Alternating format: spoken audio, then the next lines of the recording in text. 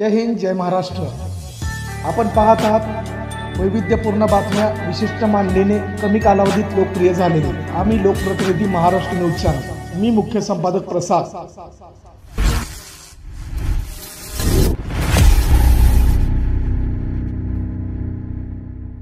आजची पत्रकार परिषद घेण्याचं कारण की भारतीय जनता पार्टीचे जे उमेदवार आहेत विजयकुमार देशमुख यांनी आपल्या शपथपत्रामध्ये त्यांच्या प्रॉपर्टीची काही माहिती लपवली आणि त्यांनी जे सादर केलेले शपथपत्र आहे ते खोट्या पद्धतीने सादर केलं। याची माहिती आम्हाला त्यावेळेस मिळाली होती, परंतु आमच्याकडे कागदोपत्री पुरावा नसल्यामुळे त्यावेळी ऑब्जेक्शन घेता आलं नाही।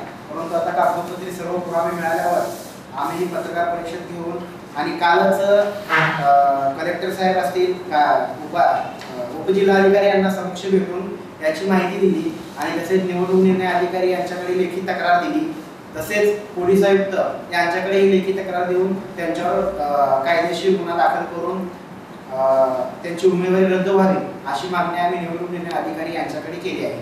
आणि त्याच पद्धतीने पुढे ही लढाई आम्ही कोर्टामार्फत न्यायालयीन ह्याच्यामध्ये लढाई करून त्यांची उमेदवारी रद्द कशी करता येईल यासाठी आम्ही त्याच्यामध्ये शेळगी, भवानीपेठ आणि न्यू बुधवारपेठ याच्यामध्ये जी त्यांची प्रॉपर्टी आहे त्यांनी शपथपत्रामध्ये ती दाखवली नाही, ती माहिती त्यांनी लपवली आहे। त्या अनुषंगाने आम्ही तक्रार दिली आहे।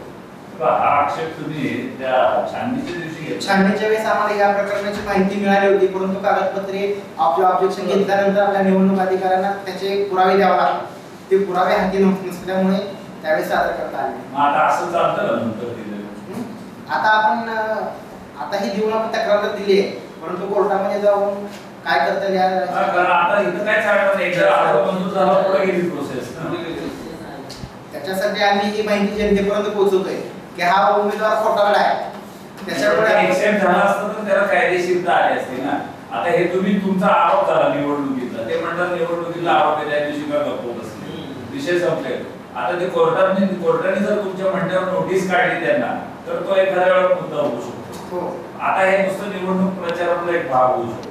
नाही, प्रचाराचा भाग होऊ शकत नाही साहेब।